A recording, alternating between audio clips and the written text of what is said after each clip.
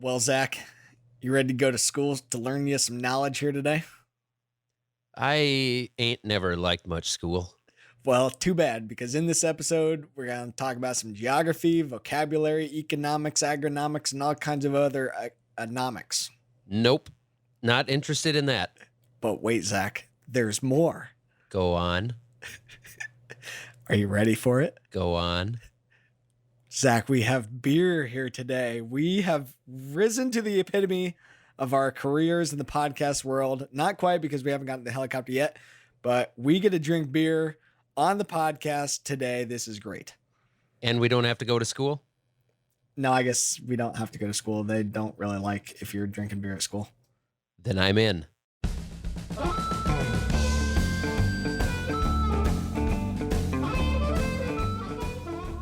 Well, everybody, welcome back to what is sure to be another very exciting episode of the Fieldwork Podcast. I am Mitchell Hora.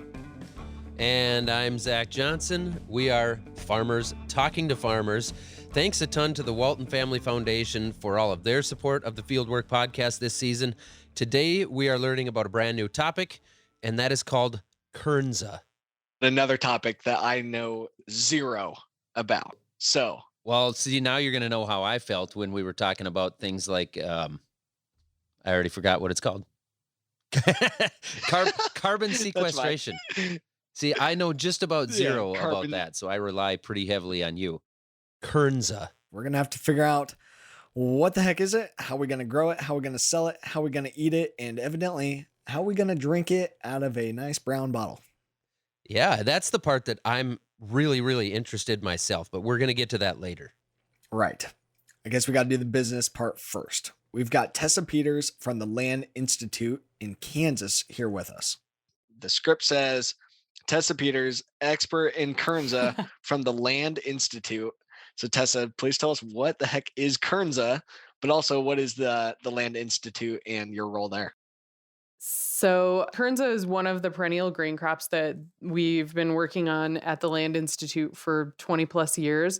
The grain that's harvested from intermediate wheatgrass. So intermediate wheatgrass is a crop that has been grown in the United States for about 100 years as a forage crop for cattle, primarily cattle to eat.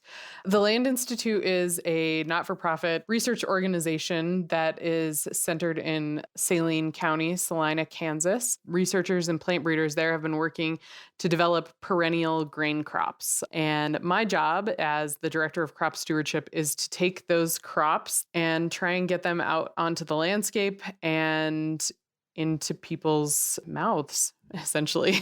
And we partner really closely with the University of Minnesota, who has the first released variety of Kernza on the market today. Well, and we have, I believe, one of the first growers that is growing some of the first variety. Luke Peterson's here with us. He's a farmer from Minnesota. Luke, walk us through, help us to visualize here. How big does Kernza get? How did you plant it? Did you just plant it in 2020 for the first time, or it was planted in 2019, harvested 2020? Tell us about, and then how many acres do you have going? How are you harvesting it? How do you, is it a small grain? Is it big? How do you do it? I'll give you all the backstory I got. I came on to Carmen Fernholz's farm in 2014. He had a wagon sitting in the corner of his shed, and he told me to hop up in there and take a look and see what I thought. And I told him I thought it looked like straw. I said, did you harvest the wagon full of straw? And he laughed and said, no, this is Kernza. In 2018, he got asked by the University of Minnesota to plant the newest release out of Minnesota called Minnesota Clearwater. And he planted about 15 acres of it. The crop came up nice. The field turned into a 6-foot tall, basically prairie, where it was waving in the wind and you could hardly see each other walking through it. And pretty soon, seeds started developing on the top of this grass. In the fall of 2019, we harvested that crop. And thinking back to that trailer load of straw that was in his shed when I first came onto his farm, in that short amount of time, we climbed up in the hopper and we dug our hands down into the grain tank and we had a handful of grain, and that was a perennial grain. And we both kind of looked at each other, and we didn't have to say nothing. And this is as farmers. This isn't as marketers or anything. Like, this is as farmers saying, like, we have a grain full of hopper here that came off of a perennial grain crop. So then, after seeing that, I felt very motivated to plant another 18 acres of it with no market. We planted it. There was no market for it. We put it in the ground.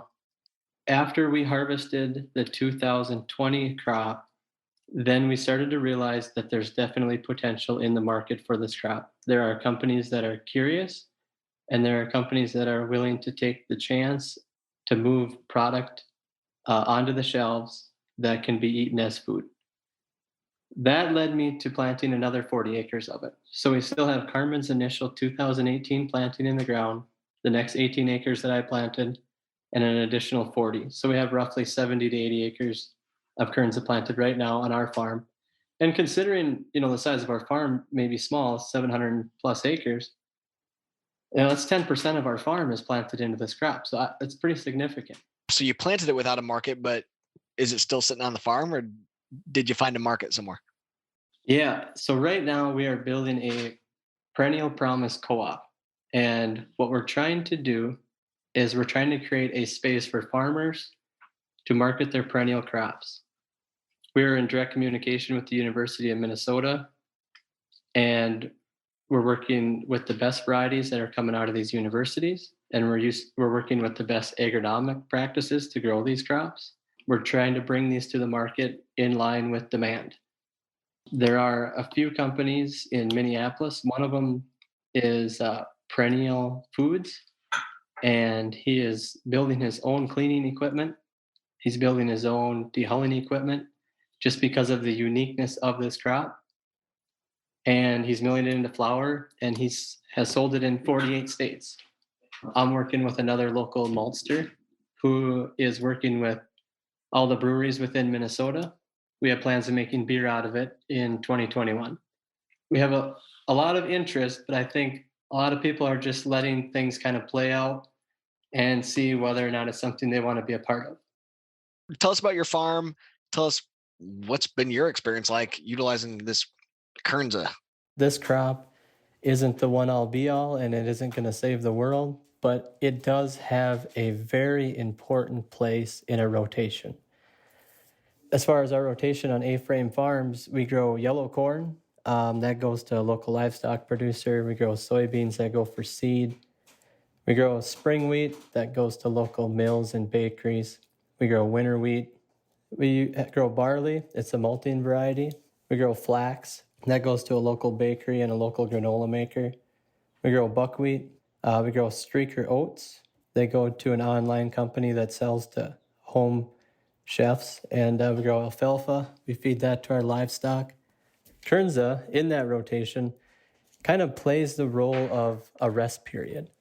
Kernza is definitely a cash crop, but it may be a cash crop that could also give us that rest period as a perennial. And then you can sell the grain as food, and then you have the option to sell the biomass as feed, or better yet, what we're going to do on our farm. We're going to take the grain off the field, and by that time, the biomass has turned from forage to straw, and straw on an organic farm is very expensive. So if we can utilize that straw to overwinter our livestock in our northern climates, it's a big win for us. So, and Luke, a quick clarifying point there.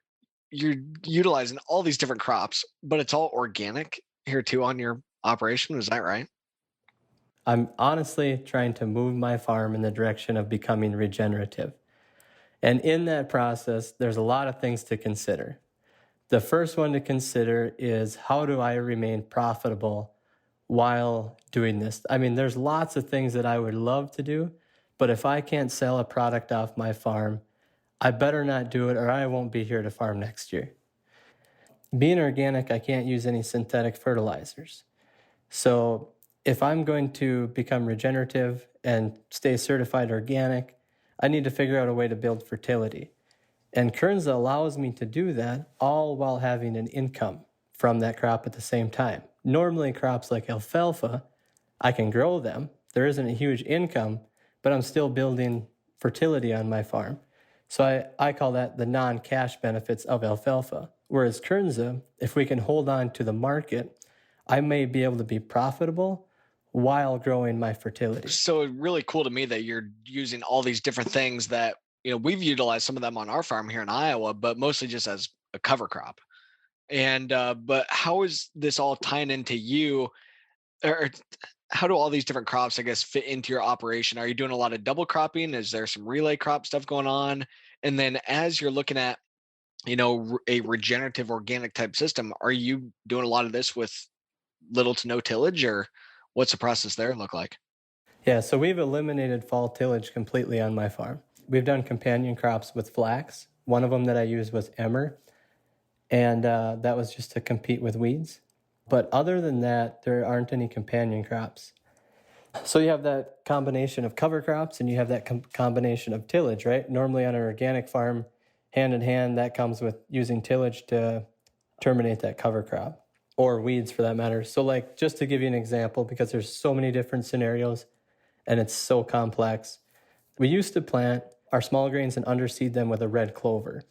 And then after harvest, clovers would come up and it was a beautiful green field that was knee high with red clover. And it was wonderful, but the downside was we had to go in there with tillage and till 6-7 inches deep to terminate that crop. So what we've moved to is harvesting our small grain crops, and then we will no-till in a cover crop behind them that winter kills. So basically, instead of tillage, we're using the winter cold to kill off our cover crops. And we have our carbon to nitrogen ratio kind of figured out on our farm, and I think it basically comes down to the diversity that we have. And in the spring, it's a beautiful thing for an organic farmer to have a cover crop all fall, all winter. And then when the soil microbes start coming alive in the spring, they start breaking down that cover crop. And by the time I'm ready to plant my corn crop or my soybeans, that field is black. And I can work the ground with 10-inch sweeps on 6-inch spacings. No deep tillage. And I'm planting in my cash crop. And when I come through with the cultivator, the soil flows like butter. So I want to jump back to Tessa here and talk a little bit about what is Kernza used for and why was this developed? So those are two big questions. Kernza is used in all kinds of different applications. It's used, as Luke was saying, in beer, and then it can also be used in baked goods. So breads and all kinds of unleavened goods. In breads, it's usually like part Kernza flour, part wheat flour, so up to like 15 to 30%, something like that, of Kernza flour. It has gluten, but its gluten is a lot weaker than in bread wheat, so it performs more like a soft white wheat or a rye in baking, and is really great for pastries or crackers or cookies or anything like that.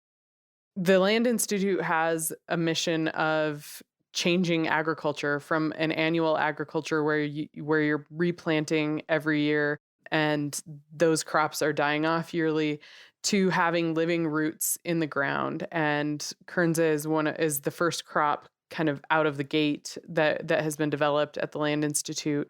And the goal is that soil health, soil preservation, building soil organic matter, and having living roots in the soil, we know is the most likely way to sequester carbon and preserve the health of soil.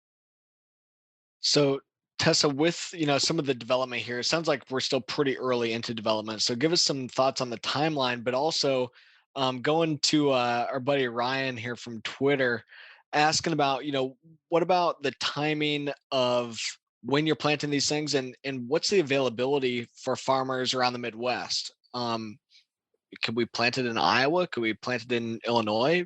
Give us a little bit of info on some of the specifics there on kind of how it gets planted and what's the status of that? Yeah, so I might let Luke answer the like when to plant and things like that, but certainly Kernza has been grown in Illinois, has been grown I think just on one farm in Iowa, and it does have to have that dormant period over the winter in order to trigger it produce grain and flour. There is availability for growers in the Midwest. The main thing that we're really concerned about is ensuring that we build a market at the same time as we increase the number of acres. So our goal really has not been to scale up as fast as we possibly can. Our goal has been to scale up in partnership with growers and grower organizations to make sure that growers are able to make a living with this crop. And really, Kernza has only been in large scale production over the last 3 years. And when I say large scale, I mean we've gone from maybe like an acre to 5 acres, something like that in a single plot. Now growers are growing, I think the largest contiguous acreage is about 150 acres. We've gone from just having maybe 250 acres, something like that, and most of that being on research plots, to now there are probably right around 4,000 acres in the ground. That opens up the door a little bit to a question that I've got here on Twitter. I'm going to jump this one back to Luke, but it talks about, this is coming from a farmer talking about the lack of the yield potential with Kernza right now being a major barrier for him. And I guess that leads me wondering, Luke, how does it work in your operation? Because right now the yield potential on it is lower, correct? Yeah, absolutely. It's significantly lower than what though? Like, is it, wheat's a lot less yielding than corn. When are farmers going to stand up for themselves and say, look, yeah, maybe it yields less, but it also provides ecosystem services that are going to be better for the environment, better for the water, better for the climate, and set a price to it so we can have a rotation and we're not dependent on corn and soybeans. So do you find that the fact that it is, a niche crop and there are niche markets for it, do you find that helps to make up for, I guess, what you'd say could be a lower yield? I think the way that I think about food, as far as my farm goes, is when we cook food in our kitchen to eat, we use ingredients. And I think Kernza is just another ingredient. We'll be back after a short break.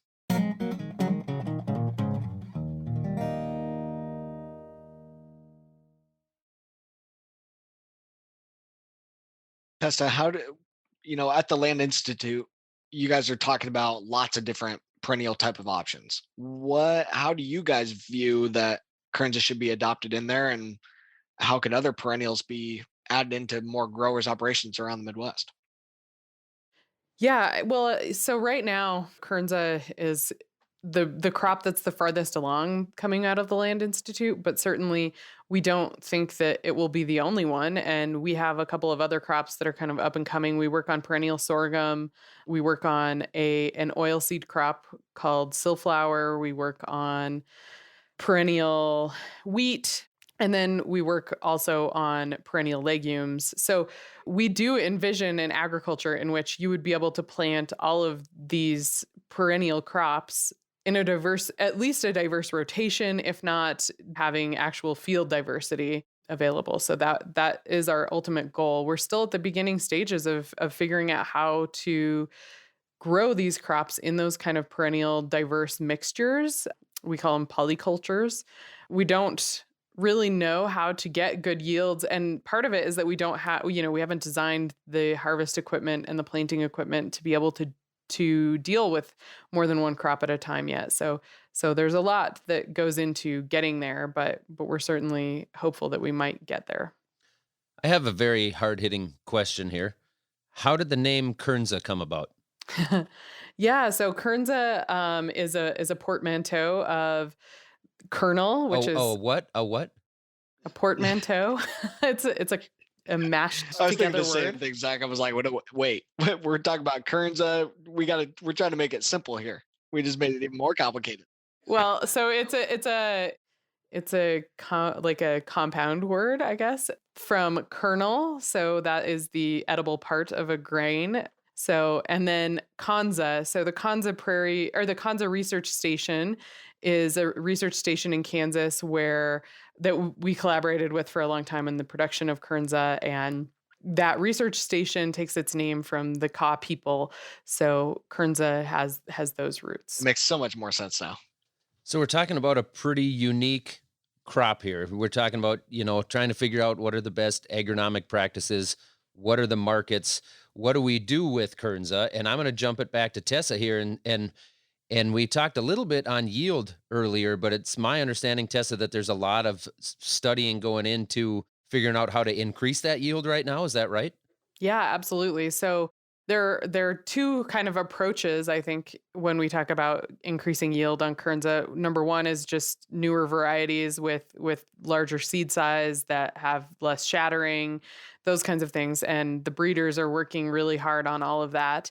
And at the same time, I would say Luke and all of these growers are doing research on farm. They are figuring out what the best agronomic practices are. We don't have a system of USDA extension agents out there who have ubiquitous knowledge of working with Kernza. We do have extension agents who are doing research as well, but a lot of the research is coming directly off the farm. And we've seen the growers, as Luke was saying, they've been early adopters, and we've seen the yields on their farm increase, with the new varieties and with their expertise. And Luke, as you're managing, some of those decisions on when to plant, when to harvest, what about in your situation being organic? Any concerns with weeds or when you run over the crop during harvest, any concerns with it bouncing back the next year or leaving tram lines out through your fields?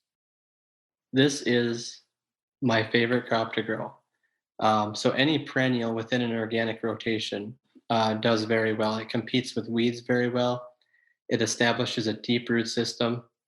If I could choose, I would plant my whole farm into this. But we're waiting to develop the market, and like we talked earlier, it's part of a rotation. The yield drops off after a while, but I have seen no issues growing this crop organically, and that means that conventionally this is also a great crop. The benefits are going to be there on both sides.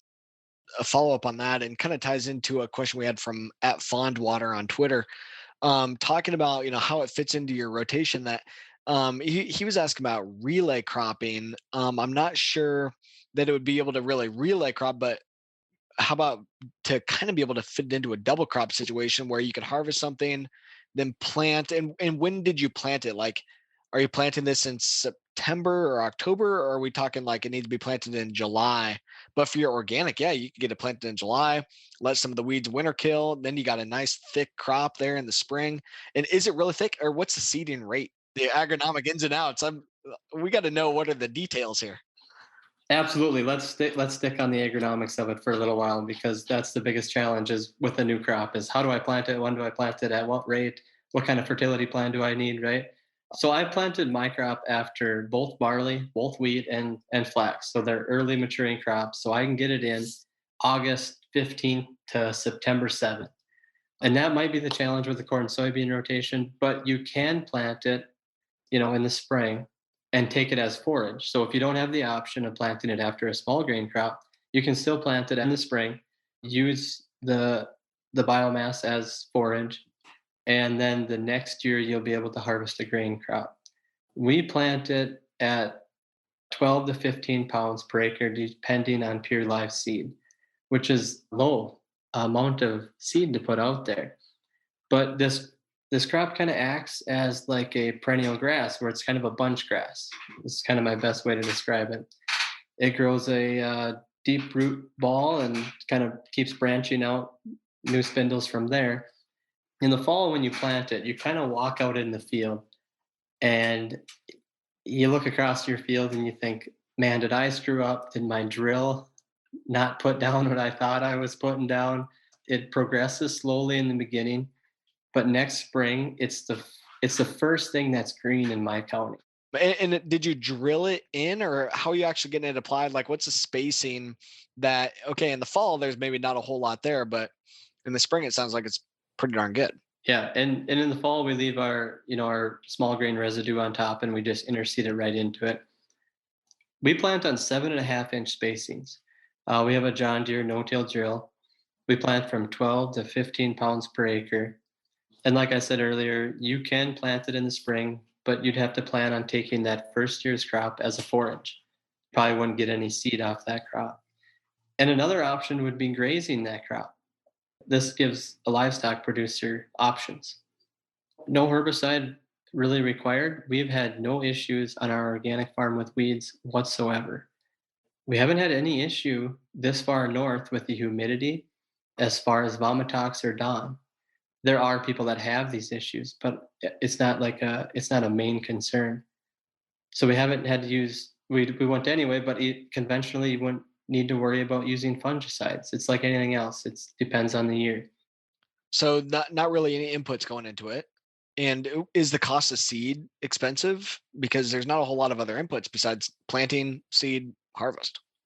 Yep, right. The cost of seed right now is kind of in the works. I was just reading an email right now. We're working with a local seed supplier as far as what we're going to charge them for seed off the farm. And I think that what we're going to do is we are going to compare it to like alfalfa, where the cost up front might seem a little expensive, but then you spread that over 3 years worth of production, and it's actually very reasonable. And if you look at the income that this crop has the potential to bring in, the seed costs are minimal. How many years do you get? How many years of a crop do you get out of this?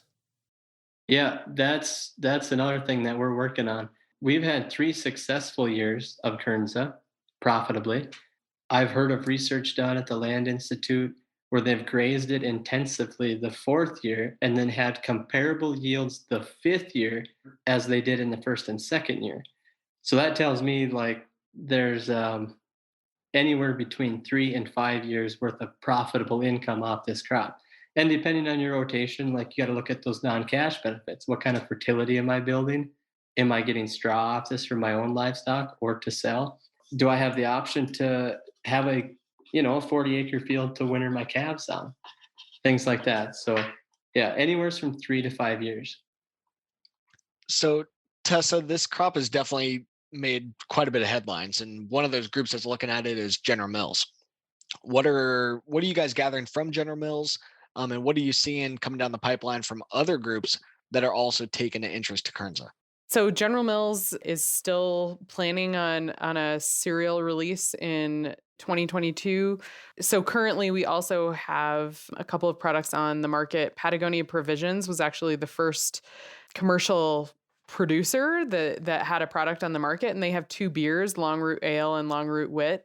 They're looking at a food product this year as well as expanding the beer profile. So we will hopefully see a couple of more products from them. General Mills was really influential early on in helping establish Kernza processing line, so making sure that we had a place to get Kernza cleaned and dehulled.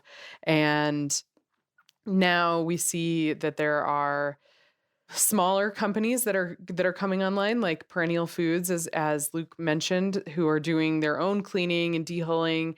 We've also been in talks with a lot of other companies that are definitely interested. I think, with COVID, things slowed down somewhat, but we've had a lot more calls and a lot more companies that are again starting to want to pick up their product line and are really interested in adding something with Kernza.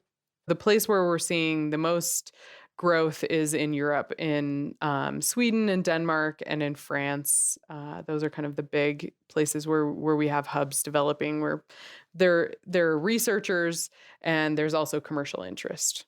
And the follow up to that is you had mentioned that there has been about maybe 4,000 acres or so of Kernza being grown commercially.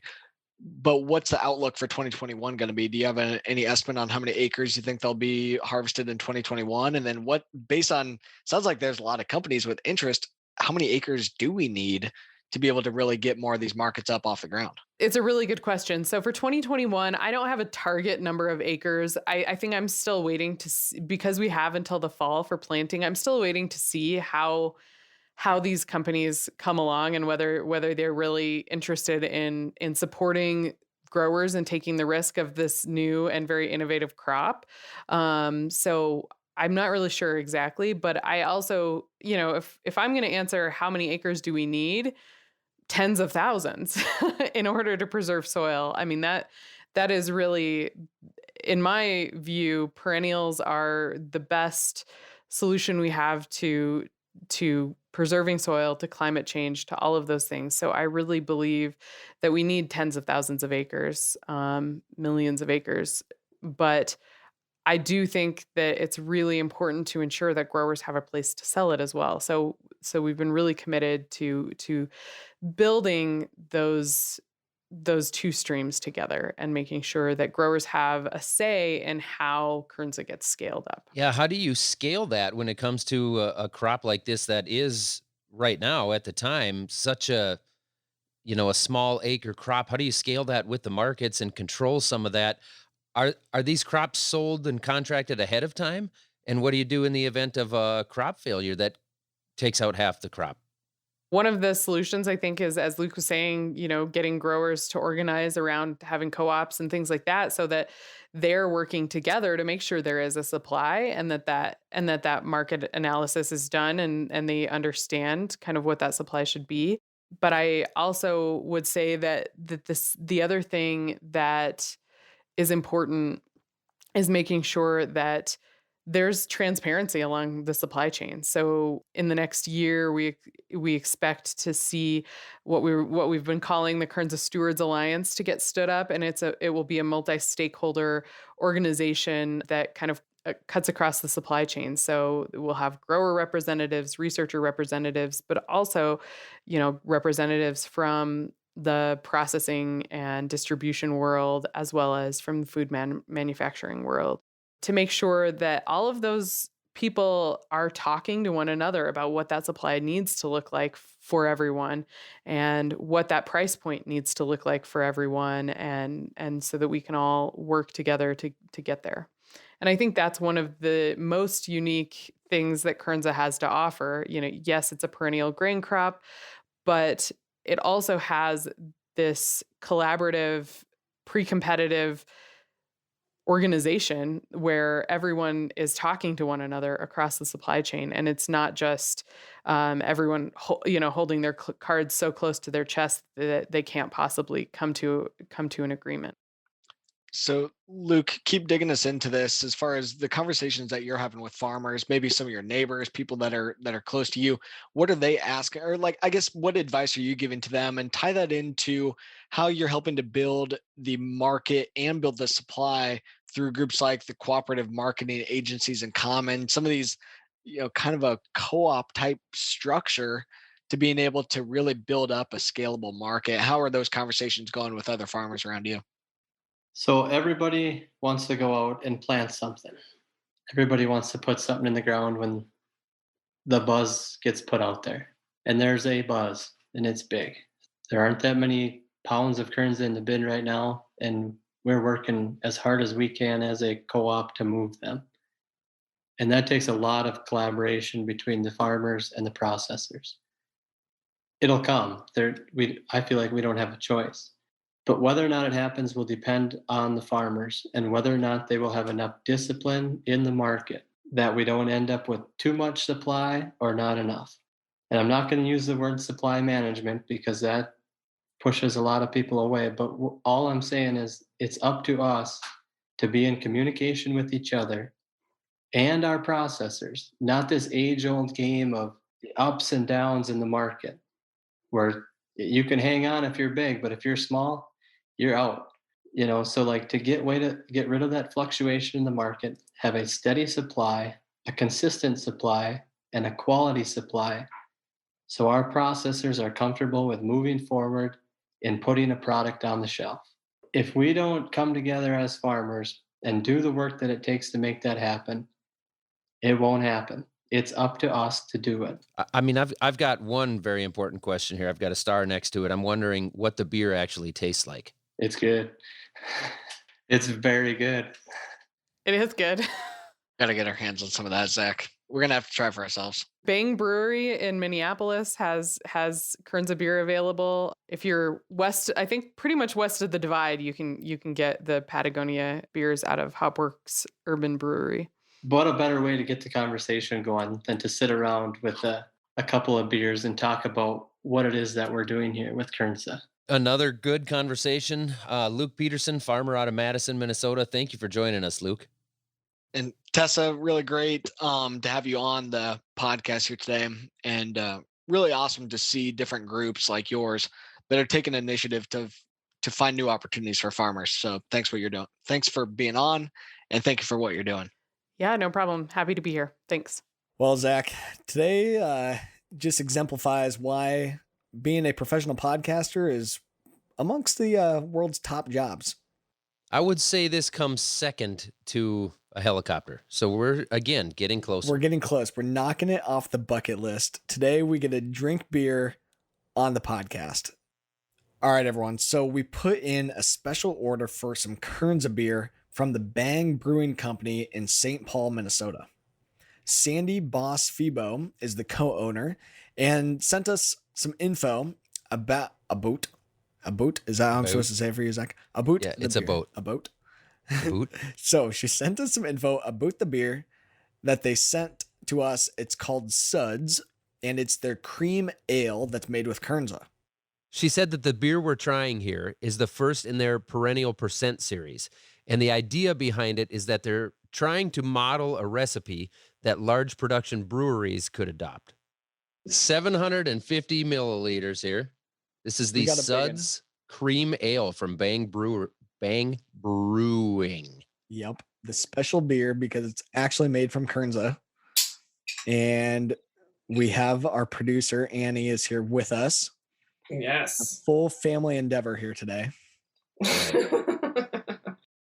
One, Oh, I don't know. two. Okay. You put it in a glass? That's good. All right, bottoms up. All right. Bottoms up. Oh, it's good. Yeah, I'd say that's good. That is creamy. Very cream ale-y. How does it compare to frat water? Oh, yeah. No, definitely more creamy than frat water. I would order this at a restaurant with a steak. Oh, yeah. Oh, yeah. That would be good. Yeah. I can totally taste the Kernza in there. Just a hint of Kernza. Ah, yes. That Kernza finishes nicely. Yeah. You can taste it on the back of the palate. Mm. Not a tailgating beer. Does this feel kind of strong to you guys, or is it just normal? No, it is 4.7. Okay. Yeah. All right. Zach, you got the sucker done yet? No, I'm sipping it. I'm a sipper. All right, guys. All right. Well, catch you later. Thanks for the memories. Same time next Monday. Don't post this anywhere without our written consent. Nothing. All right. See you later. All right. Hey, Uploading guys. now. All right. Bye. Bye.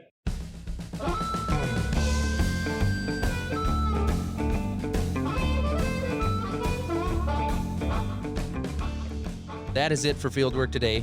Our show is produced by Annie Baxter with a lot of help from Lori Stern, Amy Mayer, Mike Langseth, and Corey Suzuki. Kristen Schmidt helps us out with social media. Ellie Lyons does our marketing, and Lauren Humpert is our project coordinator. Thank you to all the technical directors at American Public Media who help us record and mix the show. Be sure to check us out on social media where we are at Fieldwork Talk on all the usual channels. And of course, we would love it if you wrote us a review to help others find us. Don't forget to leave us a voicemail, call in with your comment or a question at 651-228-4810. That's 651-228-4810. Today we salute you, Mr. Kernza growing farmer. Mr. Kernza growing farmer. You grow that perennial crop to grow us some nice beer because barley and rye just ain't gonna cut it. He grows a perennial crop because barley and rye just doesn't cut it. So raise your glass, Mr. Kernza farmer. You keep that soil covered and brew us some nice tasty beer. Mr. Kernza Gry farmer dude. Now I know how the show's gonna end. That was awesome.